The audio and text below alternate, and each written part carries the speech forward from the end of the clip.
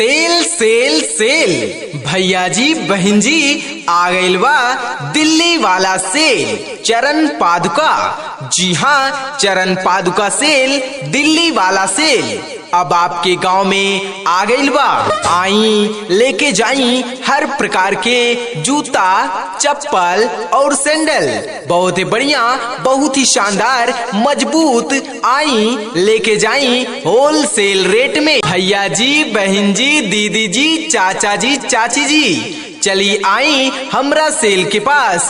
चरण पादुका सेल दिल्ली वाला सेल लेके आ गइल बा चप्पल, जूता, सैंडल। आई देखी पसंद आवे त खरीदी। चरण पादुका सेल बेला सिंगार, मोती टीला चौक, नियर दुर्गा माता मंदिर, बिहार। जल्दी आई, जल्दी ले जाई आपन मन पसंद चप्पल, जूता, सैंडल।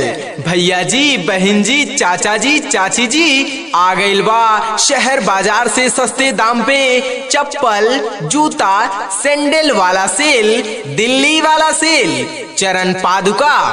हमार पता बा बेला सिंगार, मोती टीला चौक, नियर दुर्गा माता मंदिर, बिहार 847452। भैया हो जल्दी आवा, जल्दी लेके जा। बहुत ही बढ़िया चप्पल, मजबूत चप्पल, टिकाऊ चप्पल, जूता, सैंडल।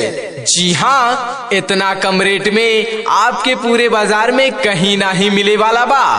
तो चली आवा हमरा चरण पादुका सेल पर, जहाँ पर मिलत बा चप्पल, जूता, सैंडल होलसेल रेट में। दिल्ली वाला चप्पल अब आपके गांव में आ गइल बा।